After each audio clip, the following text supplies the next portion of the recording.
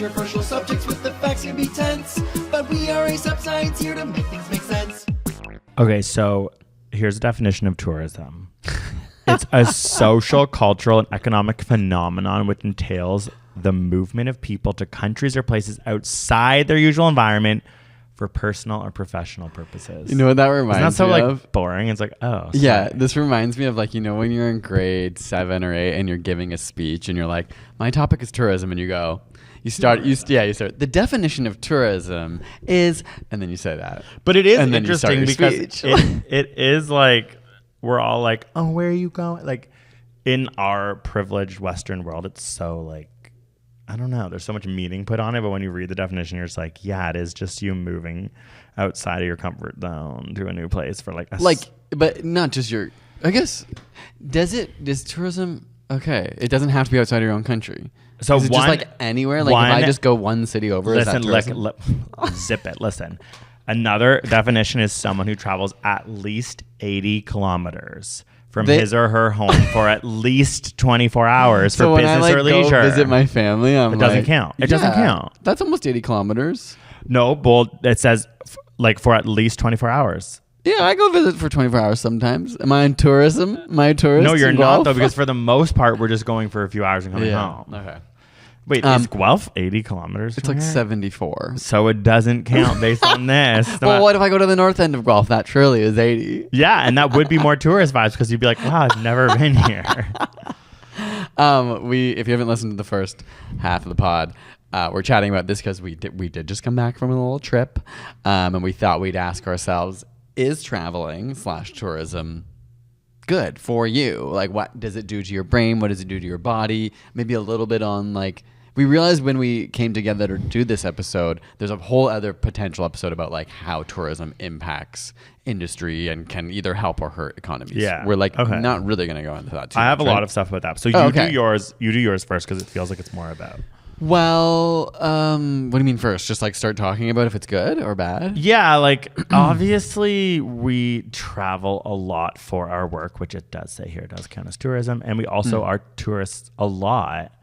I feel like it's something that I love, but then I'm just sometimes like, am I making it up? I think, okay, here's something I want to preface this entire episode with is the fact that obviously travel is a very privileged thing to do. You need to have expendable money. Yeah. You need to be able to take time off work unless you're traveling for work. But even being able to travel for work, while tiring at times, can be like an amazing experience, right? Like you're afforded to go somewhere else often because someone's like bringing you somewhere else or flying. Historically, the ability to travel was reserved only for royalty and upper classes. And I think that's still the case. Still kind of the case. Yeah. And I was just thinking about that during like researching this, how not that long ago, like no one traveled. Right? Wait. Like not no one, but you'd have to be like literally, Yes. I'm going to try No and one discover traveled. Yeah. another world. Yeah, they're like, we're gonna go look for China. If you're like in Spain, that's like the only way you could like travel. And even before and then they found North America. Even before that, like, you know, not even that long, it's like people were like walking. They weren't even able to take boats. They were just like, I'm gonna keep walking in this direction and see what I find. And they were like, what's travel? They were like, what's a wheel? So I guess in my mind, because travel has become like not part of my identity, but obviously like I really enjoy traveling and feel like I'm going to talk about a lot of the ways that it is beneficial, but obviously it's not like essential to the human condition because for most of humanity, travel was not even possible. But what I will say is that there's maybe analogous situations of like the things travel bring you, you can get in other ways. So like on the surface, sorry, I'm not trying to cut you off. No, like, you're not. On the surface, travel enhances connections in your brain because you're like experiencing all these new things and having to see things in a new way and you're out of your comfort zone. And so while we're going to be talking about how great travel is in some ways, I know we might talk about how it's bad as well, just know that like it's more the principles behind what it's providing that can be acquired through like doing new things in general, I think. And because I don't want this to come off as like super privileged because like, yeah, it costs a lot of money to travel. Like most people can barely afford their like stationary life right now. Yeah, you know? it is about new experiences for me. And it's like you can get those at home for sure. Mm-hmm. Also, the word tourist first appeared in 1772.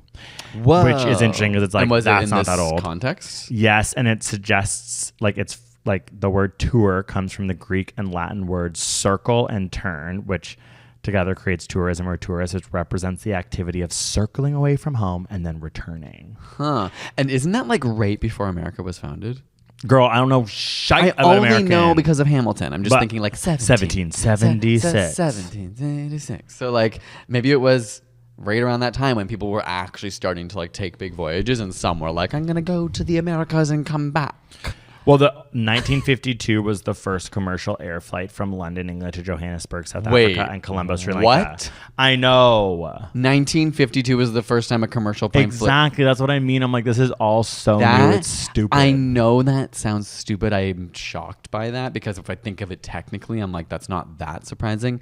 But that's not that long ago. To think that tourism, and if that's the beginning, that blows my mind. Also, the 1950s saw the creation of Club Mediterranee, and which is like a club holiday destination, which was the precursor and the first technically all-inclusive resort. Again, 1950s. That's not that long ago, and now it's just like so. Our parents were like just born, and like for the first time, people were like traveling. Yeah, the idea of all-inclusive resorts came about in their life. Remember when we learned about Cancun? It was like created in the 70s as like a destination to like pull the tourists. Mexican government was like, oh, we're going to try and pull tourists, make it attractive. Yeah.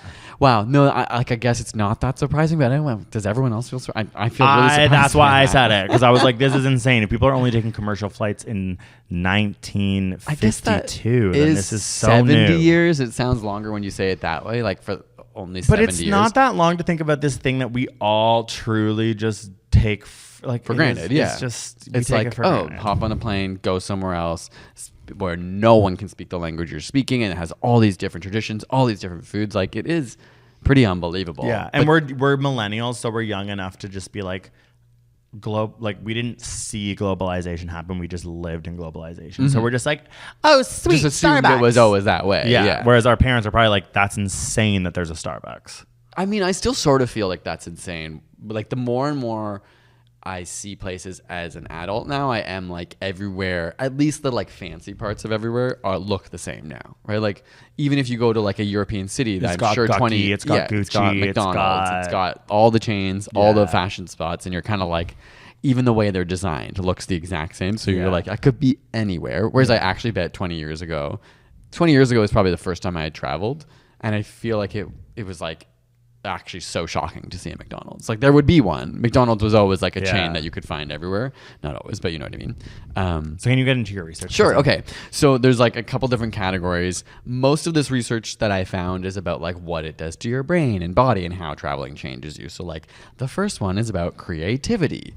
And there was this study in 2009, which is obviously kind of dated now, but they gave people a puzzle to solve where you might have heard of this. I've heard of it before. They gave them a candle, tacks, and matches. And candle, tacks, like I'm going to pay my tax. No, like tacks, like thumbtacks. I know. Okay. Not Tic Tacs, thumbtacks. And basically they had to stick it to a corkboard with only those materials. Like somehow get a lit candle to be stuck to a corkboard with nothing else. Okay. And they basically found that people who had traveled or lived abroad had a way bigger variety of creativity around how they would solve these problems. And the context or what the study concluded was that like when you get exposed to other cultures and people and ideas, it increases the amount of basically like bits of information that you can pull from and combine and cross over, and like your neural connections are different because you've been exposed to different ways of thinking. Wow. Not necessarily literally different ways of thinking, but you know what I mean? Like your brain's built different kinds of connections, and it allows you to be more creative. So this is when I want to go back to what I said about like, this is the principle, right? Like having new experiences can make you more creative. Travel is a very highly stimulating new experience where you're totally out of your comfort zone. Like when you leave your house and you walk down the street, most of the things your brain doesn't have to think about. But when you're somewhere new and you come out of your apartment or your Airbnb or a hotel and walk down the street, suddenly every single thing is new. Oh, it's such a even sleigh. Even when you cross the street, you're like, wait, I have to double check because I don't know which way the cars are coming. If you're in London, they're coming the different way.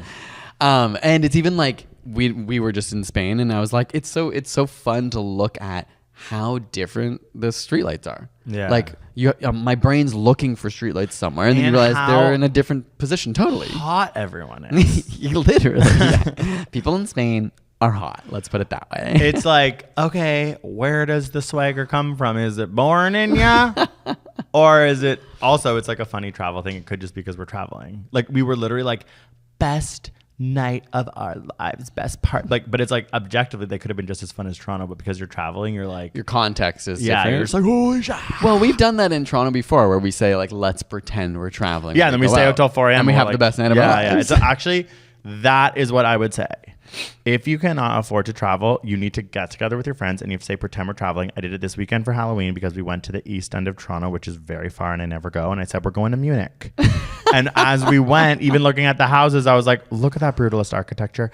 It just makes it more fun because you can travel within your own city. If you've never been somewhere, just like pretend that what it would feel like to be a tourist. And it is like enlightening. And I am like, Toronto's such a sleigh. It is. I mean, also Toronto is such a huge city. Like some people might be in smaller places. And what I would suggest, again, is go back to the principle. It's new experiences. Put yourself, do something different, learn something Or different. drive to the nearest big city and actually be a tourist. Yeah, fair. But what I'm saying is you don't have to be a tourist to get this benefit. Like if you're learning a language or an instrument, like your brain is going to be building connections that are going to impact how you think, how you solve problems. Like you're just like literally stimulating your mind. Also, some people, unlike us, who are like, we're like, travel is a part of our identity. Some people don't like to travel. Like you just mean like in general? Like in general. And then sometimes I'm like, that is funny because we're so obsessed with it and have been forced to do it a lot for our job. So I feel like there's like a certain skill that comes with that makes traveling really easy. So it's like there's not really any anxiety. Yeah, but it's like, it would be like if I was like dating someone and they were like, I don't really like to travel. I would be like, okay, well then maybe I'll date someone. Like it's like it's kind of intense because some people really don't like it. I think they don't like the discomfort. And yeah, I mean, but everyone gets something. Some people like piano, some people like guitar. You know, like yeah, some people don't like playing an instrument. So it's like it's totally fair if you're not interested in travel. And what I would say is like if you have the means to do it, it's always worth trying something, right? Like most things in life.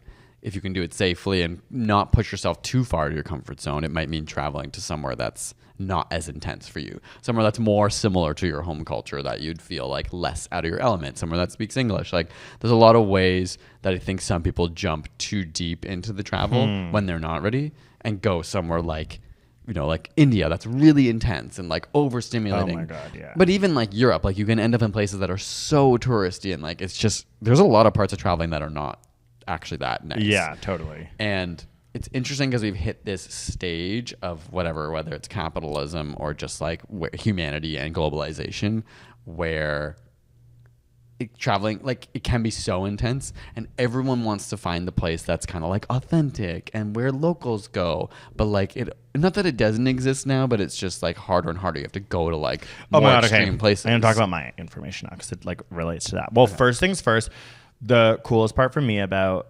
traveling is that it slows down time in the most insane way because new experiences, they make your brain work harder and they actually slow down your perception of time. And truly, it feels like we've been gone for 6 months, but we were gone for 18 days. And it's like, that's just an absolute physiological sleigh that like I actually think is why I travel. It's just to like, when life feels like it's going so fast, I'm like, okay, like, can we do a work trip or whatever? Okay, so this is like how travel relates to Maslow's hierarchy of needs, which we need to do an episode about because isn't it kind of write it down controversial? I'm sure. Like, I mean, most things in psychology are controversial. I know, but what? Okay, maybe I'm thinking of something else. Like, wasn't there some other sort of like? I thought it was Maslow's hierarchy of needs, but there's something similar that also is controversial. Are you thinking of love languages? Are you thinking of personality types? Yes, I was thinking personality types. Or like INFJs or like those kind of things, right? Yeah, but also love languages. Like, all of these are really good episodes. Love languages is so good because everyone's so obsessed with that. And then it's like, what if that's not real? Then we're all just like doing crazy shit to our lives. Hot take. Just because something's not real doesn't mean you can't get anything out of it. No, I know. We'll wait for the episode. Okay, so when it comes to traveling, this was a study like using Maslow's hierarchy of needs to explain how this is like from a tour, like it was more for the tourism industry, but also like how they had this hilarious chart about how someone makes a decision about where they're going to travel. And it was like so scientific, but it was like the first thing was like It was true, but it's like you obviously start by daydreaming or picturing the place. Yeah. Which is like so funny because it's like, okay, true. And then you show up and there's like an expectation that's either met or not met. Or exceeded. But they kind of almost had it as, like, again, it was like a scientific chart that was like either it's met or it's not met. And then from there you like make decisions about your trip, and then in the end you decide like, did I like that? Like, did it meet my daydreaming, or was it better than my daydreaming, or like will I tell someone to not go back there? Yeah. It was just like a really funny, when people like make something really scientific that you're like, that is absolutely obvious. Yeah, you know what I mean? But sometimes like, someone's got to say it out yeah, loud. and like they had to and like call do it a studies theory. and yeah, and they related to Maslow's hierarchy of needs, which is okay. So to start, so like in order to enjoy traveling somewhere, you have to meet the first two, which is like essentially like physiological and safety needs. Yeah, that makes sense. So like that if you felt is unsafe, it would not be interesting. enjoyable. And it does feel like the first thing you kind of do is you show up, you're like at the hotel, like it's about safety. You're kind of starting to be like, oh, I mean, even for us, like we've done some intense travel, and some of the first things I ask, I'm like, okay, so is it safe for me to walk Like home here, at night? yeah. And it's like, because you just like instinctively like do that. And when someone's like, oh, hell yeah, you're like, oh, slay. And if they're like, no, it's like, well, then there hopefully are some other things that make it worth it. Like, yeah. And then they weirdly put like gastronomy in here, which I was like, I guess because it like relates food? to food, which is like part of obviously like level 1 or 2 of Maslow's hierarchy of needs. But I kind of was like, gastronomy to me feels a bit like frivolous. Like it should be like somewhere else. Why? Don't you need to be able to eat? No, I know, but when I think of tourism and eating, I don't think of like sustenance. I think of being like, oh, the gorgeous. But you're right. No, actually, you're right. Like you show up and you panic because you're like, I need to eat food. Yeah, and some people may have like fears around eating different foods that would make it more challenging for them to try something. Yeah. Okay. different. No, it actually makes sense. And they're writing here like regions will have specific unique products, and the location will inform the food. So if you are enjoying it, that weirdly is level 1 and 2. And that kind of is what? I'm just laughing. I'm sorry to side note, but I just was like, oh, that's a shirt you bought me for my birthday like 3 years ago, which I have never worn because you always wear it, and it just has like a giant hole in the pit. And I'm just like, I guess that's your shirt. Yeah, it is. Toronto Hairspray. Yeah. You know, I think I gave you like 10 shirts that day, and I took one back. Yeah, that's it. So food does fit into this. I'm sorry for questioning you study. That is interesting. And accommodation, obviously, it's like that has to do with your safety. And that is like a big part. Safety is interesting because I feel like we've been on some trips where I've definitely felt unsafe in moments. But I feel like there's this fine line of if you feel a little unsafe but end up being fine, it can be a really intense, amazing memory. You know what I mean? And you feel like you conquered something. Okay, well, now let me get into the next one because that can be what it has to do with. Actually, that might be even C. Sorry. So now we're in B, which is level 3, which is the satisfaction of social needs. So your trip will start to like, say it just hits that you're safe and you're fed.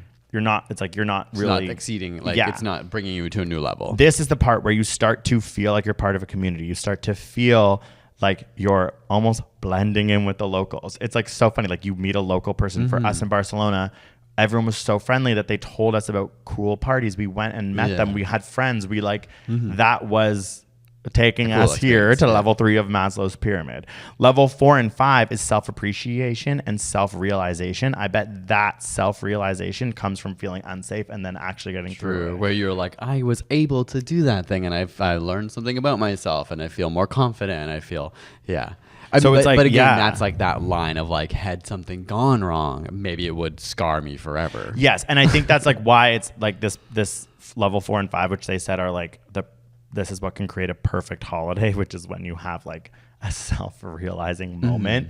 So the thing about safety that's so interesting is the reason it's low on Maslow's pyramid and so essential is that it is like about autonomy and like your basic needs. So if those are challenged and you are resilient and get through it, that can be what makes you have self-realization about your confidence or something. So that's like actually the higher up in the pyramid, weirdly, because your safety was challenged, but you got through it or something. But it is like a lot of people maybe are like, I'm uncomfortable traveling and I just need my number 1 and my number 2 met, and I go to an all-inclusive. And I get that. Yeah. And I don't even care about blending in with the locals because it's like maybe I don't have the capacity to like risk that. Whereas you are such an experienced traveler that you're kind of like, I want to be self-realized, so I need to have my safety challenge. But like it is. I don't like really want my safety challenge. No, but I'm just saying there's been times that I look back on fondly, but in the moment I was like, this is too much for me. That's weirdly like a lot of traveling. Even just like getting sick. Like when you get sick traveling, you're like, oh, it's the worst. Yeah. But then it's kind of like, but then you're like, I made it through. Anyways, I just thought that was interesting how like it's pretty basic what ends up happening once you arrive in a place if you're a tourist. Like it is, you know, you can go to different places or like try and find the most pristine or whatever, but you're all trying to do the same sort of thing. Well, it feels like there's two levels of travel. One is where you're just like, you're there to see the things, right? Like, so what are the nicest churches? What are the coolest? The Sagrada Familia in Barcelona, coolest church I've ever been in. What are the coolest like natural wonders here? Like you're going to those because they're magnificent. They inspire awe in you, which is like a really amazing emotion to have. Yeah. And then level 2, not like that it's better, but just the second part of that I think is I want to go somewhere and feel what it feels like to be someone living there, right? Yeah. Like, I think when you go to somewhere for a short period, you're like, I'm just here to like take in the sights, to learn a bit about this country or this place, and to see cool things. Yeah, and I'm never gonna try and like blend in because I'm gonna eat pizza and pasta in Italy, but I'm not like, oh, this is how the locals feel. Yeah. But there's another version of traveling where you're like, I actually want to go to the restaurants or the bars where it's actually people from and here. it's so people talk. They're like, oh, you gotta try this restaurant. It's where all the locals go. I know. And it's just like so cringy. It can it's like, be so cringy. Yeah, write it but, like, down. the sentiment is fair because there's something cool and special about being somewhere and feeling like, what does it feel like? Like, there's nothing better to me in the world than being in Toronto and like realizing someone beside me is a tourist and then just like performing me being local and just being like you know what I mean, like giving them the moment. Yeah. Being like, oh my god, I'm so stressed with the TTC getting to and from my work because I'm from Toronto. And my home. I'm excited to sleep tonight where I've slept the last 365 days. Yeah, and like, oh wow, you're at this restaurant, you did it because I come here every Friday. It's my local spot. It's just so hard to know who's a tourist in Toronto because it's so diverse. Mm-hmm. Whereas like when you're in like Italy, you're like, okay, it's the ones that aren't speaking Italian. Because no offense, but like no one speaks Italian. It was like, well, it's everyone. Oh my god. Okay, yeah. So Italy has a tourism problem. Like they do. Like that's what I was starting to read was about how tourism, you know, sustainable development can be an issue. And I just was reading about the issues. I'm like, Italy is having that right now. Yeah, I think a lot of cities through Europe, I think it do because they're so accessible. Like A, English is very pervasive, so it's easy to travel them. B, the food and cultures are similar enough. So lots of like North Americans and people from Britain and other parts of Europe feel comfortable going But then there. I'm like, was it the White Lotus? I'm sure the pandemic like and White Lotus didn't help. But that's just for the coast. Yeah, but okay, there was a study I read Rome. about how lockdown made people feel less free and fantasize about traveling more than they ever had. Yeah. So I know that a big part of what we were learning in Italy was that it was like a post-pandemic issue. Like a boom. Yeah, like there are so many tourists in Italy. We were at their like quote unquote shoulder season and they're like, we've never seen this many people into October.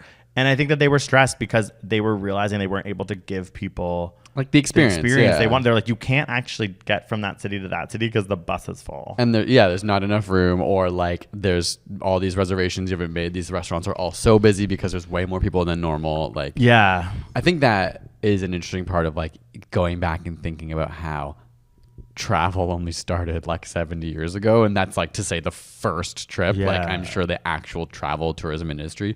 And Italy is an interesting one just because there's like so much history, you know, like thinking of Greece and Italy. And like also history of travel. Like when they were talking about affluent historical people traveling, Italy was a place that they went. Yeah, it was like you go to the coast of Italy if you were a rich Italian or like a rich or Greek a rich person. British person. Because it's like beautiful. Yeah, so we were on the Amalfi Coast at one point, and it was just kind of interesting being like they're actually compared to like all the rest of Italy where there's like thousands and thousands of years of history is kind of like the history here is just that like rich people came and made houses because it was pretty. Yeah. And it was like a relaxing it's like some of them countryside. were like, yeah, we made paper and like farmed lemons. But that's not like, that's it. But whereas obviously if you go to like Rome and you go to like, you're like seeing like the beginnings of, not beginnings of humanity, but like of a kind of civilization. And we were on a hiking trip, so it was taking us into really satisfying, Like in the mountains, like challenging hikes in the mountains behind Amalfi, which was really beautiful. But then I was like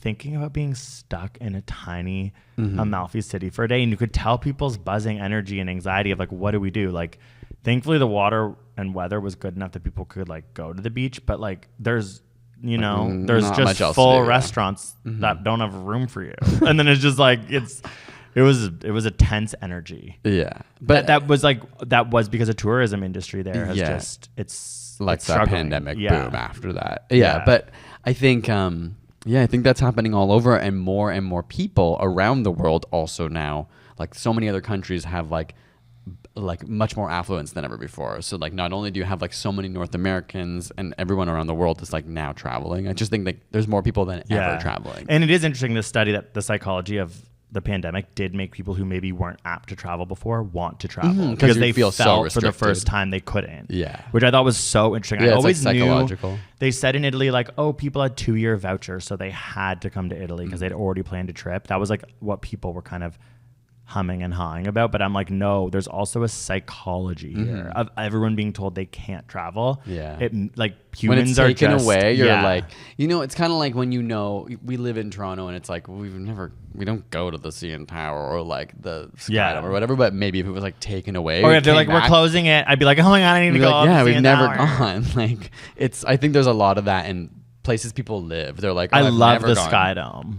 Well, for like events. But I still am just But saying. there's lots of tourist attractions in Toronto we've never even probably heard of. I also love the CN Tower. The CN Tower and the Skydome are absolute slays from a visual perspective. Yes, they are. They're so iconic. Thank God they build them. Imagine we didn't have them and the skyline was just like, no offense, Vancouver's. And it's just like, Oh my God. I'm kidding. Vancouver also has gorgeous mountains we never could have. But there's something about the blue glass buildings of like, again, I'll just go there because I already ragged on them earlier in the podcast. Sydney, Australia.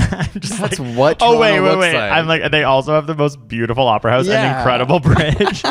Like, no, that's Toronto's what I mean. fine. When we came back from like traveling, we were like, Toronto's ugly. It's so ugly. It's so ugly. I'm trying my best. We were in Barcelona. It's like every street is just like gorgeous buildings, beautiful Okay, so trees that's lining, that's my beautiful point. walkways, beautiful bike lanes. Like everything was gorgeous. Okay, but that is my point. Without like, thank God Sydney has the opera house and that bridge. Thank God Toronto has the CN Tower and the Skydome. Because without it, it's actually just like, fuck, this is so ugly and there's nothing. There's like, they're iconic buildings and the Skydome opens. It's very cool.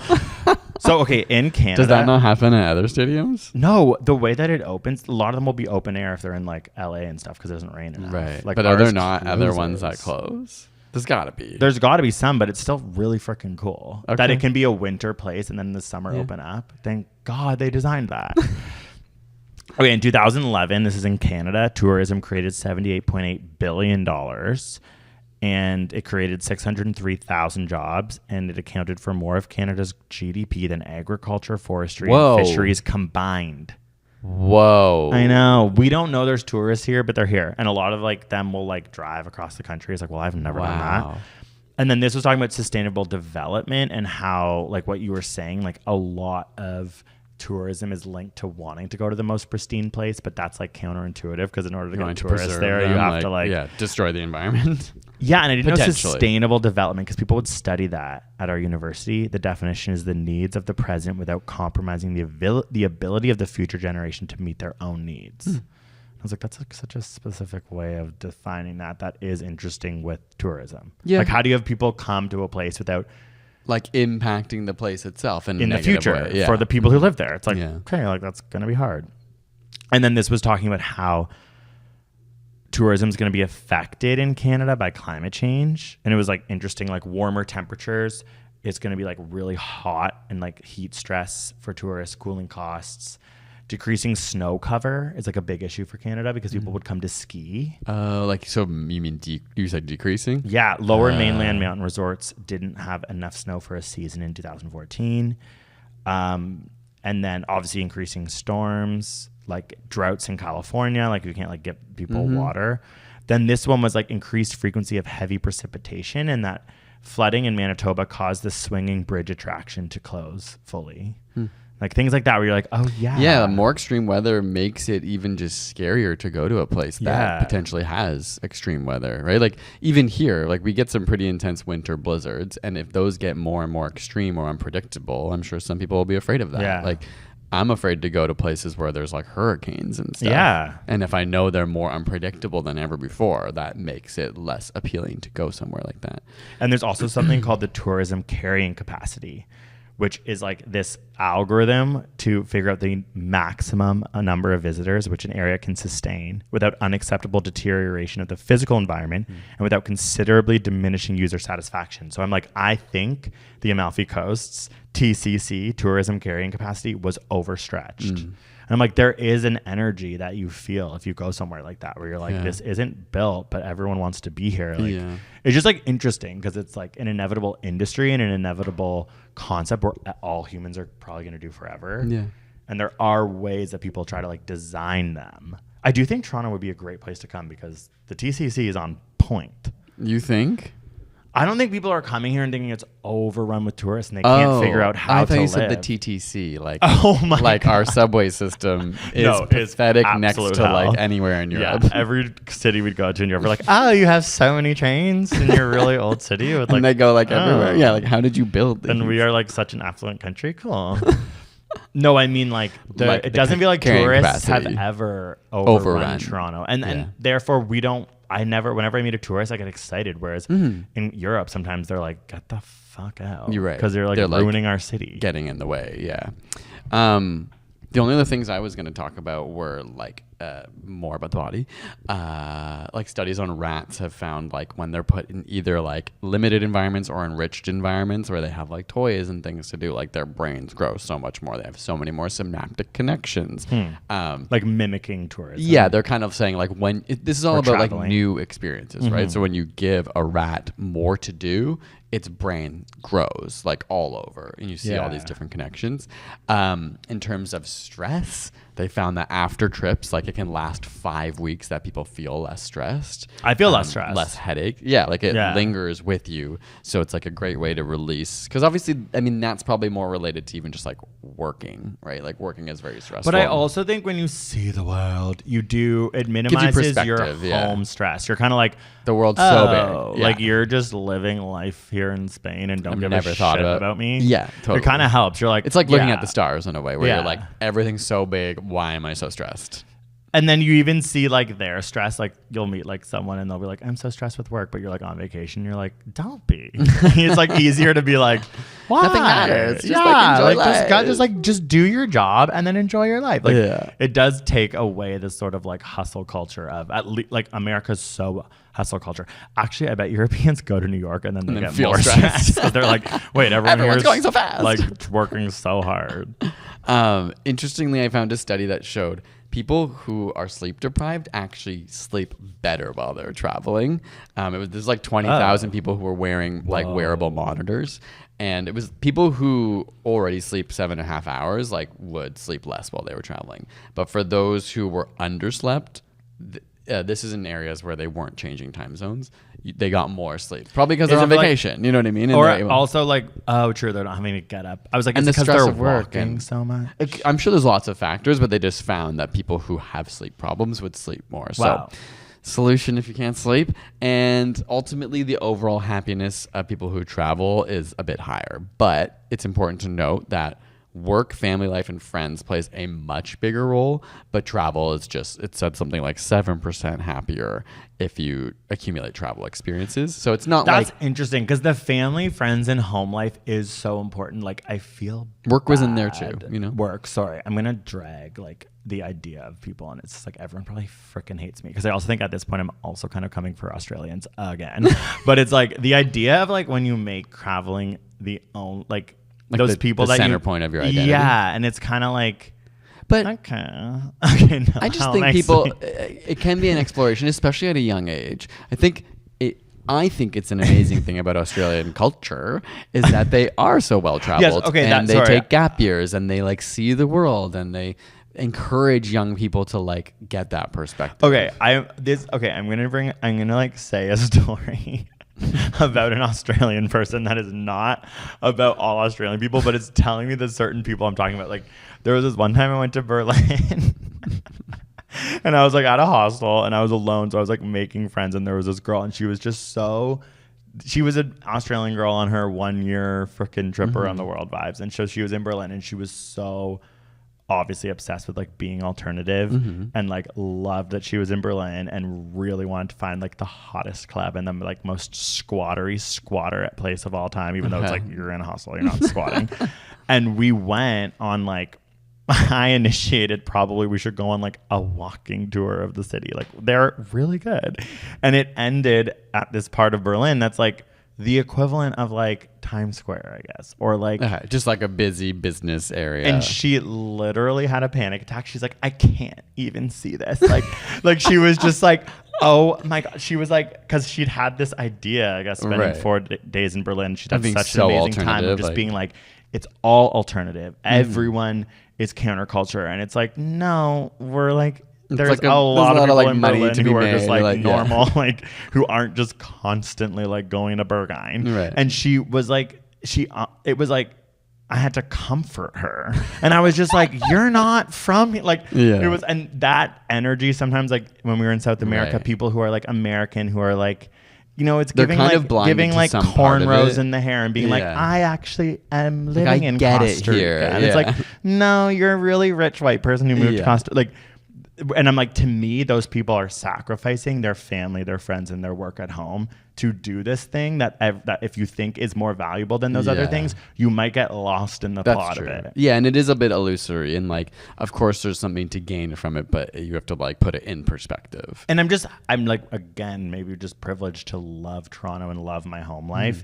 So traveling feels like such a nice thing to do, but it's not. It's like cherry on top of like Yeah. the base of what you already. You need a good cake to appreciate everything. Yeah, so. yeah. And like, I hope that girl from Australia is not listening or remembers this, but I just remember being like, this is so funny. Like, Berlin has such a lore around it. And it's like, babes, there's a Zara, and lots of people from Berlin are shopping at Zara. Like, I'm sorry, they are. Yeah. Like, maybe for a black tank top to get into Berghain, but Right. like, it's just kind of funny because it's like, yeah, like sometimes you want a place to be something that you dreamt of. Yeah, then and it's sometimes like, you're trying to fulfill your own needs Yes, in the first place. And people do that with travel. They do it with lots of things, right? Like you build an identity around. She literally ran away from me and my friend because we like needed to find sunscreen and we like had to go into the like equivalent of the large pharmacy because I was like, I'm gonna get sunburned. And she's like, I can't be here. I can't. And my she like God. ran onto the subway and I was like, That's okay, well, so funny. I'm gonna just buy some sunscreen. I'll meet you at the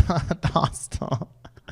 Also, there was an American guy and it was so sad, and he'd been there for like, what, weren't you with me for this one? I don't He'd know. been there for like a week and a half, and he said he wouldn't leave Berlin until he got into He Berghain. tried to go to Berghain like every And so single every night. night we'd be like, hey, we're going for dinner. See ya, Chris. And he'd be like putting on his belt and being like, I'm going to try again. And we're like, good luck. It's like, oh my God, this goddamn club.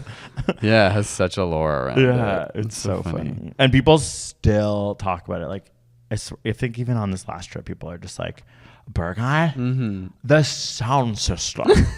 It's just like butter to your ears. And you're just like, no, it's not. But okay. I think Anyways. like at the end of the day, like, do you think traveling is good? I guess the one thing we haven't fully talked too much about was like how impact on the environment. Yeah, the environment, and just like how even thinking about like that, well, not that girl you were talking about, but like a lot of people with money from Western countries go to these other countries that are less privileged and use the power of their dollar, which actually impacts the local economy. Like, and nowadays, since the pandemic, especially, there's a lot of, what do you call them? Like Digital nomads. So people who are like, I can work from abroad. Like, I don't need to be in my office. So they're making like Okay, American or Canadian Let's do an episode on dollars. digital nomads Yeah, because I okay. do think that is different than tourism, and I Yeah. do think we could do one about tourism. Like, this was That's more about true. traveling. Yeah. That I do think that these are all important things to think about. But having been in Medellin, where digital nomads are creating a really big tension within the city, and watching it happen in real time, I was like, this is a separate thing than tourism. Yeah, you're right. They 'Cause tourism, you were come a and you lot spend your more dollars interested in and you tourism. leave. Yeah, like and they were a lot, I think, more. I don't know. It felt like the tension, at least in Medellin, was coming from the people who were staying for 6 months and working and getting paid in American, and then like Spending their money renting there. Bringing rents up, bringing the price of everything up, really. That is really interesting, though. It's like almost like we should have our friends from like Medellin like come on the pod for that, because it's kind of hard for us to discuss. Give that perspective. Yeah. Okay. Well, then at the end of the day, do you think travel is a good thing for like a person? Well, the thing, just like for me personally, like I love it so much, and I think it helps me so much. Like I genuinely, when you said you're less stressed, I'm so much less stressed right now. I loved it. It makes me feel so fulfilled, and it's just something that I love, and I am so freaking privileged. Also, even so privileged in my like I don't have anxiety. Like I don't have these things that make around traveling, you mean? Yeah, but like even if I didn't have anxiety, if I had severe anxiety, like it would just be hard to travel. Like I just have this I don't know. I see what you're saying. It's not I don't know. I just feel like there's a lot of parts of it that could be really unenjoyable for people that I just don't have that. Mm-hmm. Yeah, no, and I love it, and I love seeing the world. I think it makes like me feel so like comforted. Mm-hmm. Are you gonna ask me? Yeah. Yeah, I think travel is amazing. And like, again, I think you can get some of these benefits in other ways, but travel is just like a way to throw yourself into something else. Like, not to bring up Big Brother, the show is on, but it's similar to that, where it's like you can't construct a situation like that for yourself. But travel is kind of a way where you're just like putting yourself somewhere else, and now all these variables are different, and it's like hyper stimulating for your brain. I think it does like lead to like why we care so little about our job.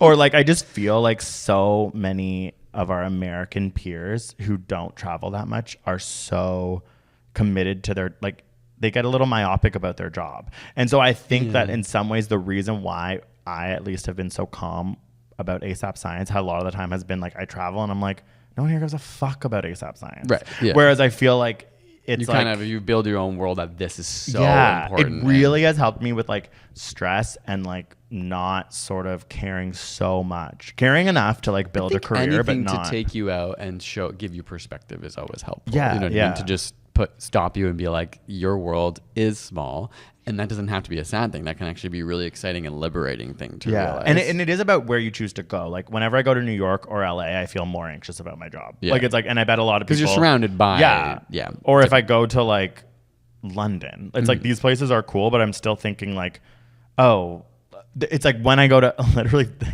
anywhere but those three places where you start to be like in Medellin, it was just like I don't know. It's just that's the type of travel that makes me feel less stressed.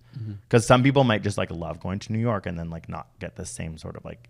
Yeah, but to each their own as well. Yeah, totally. I think if you're into it, it's such a cool thing to do. It's like it can offer so much that it's worth doing.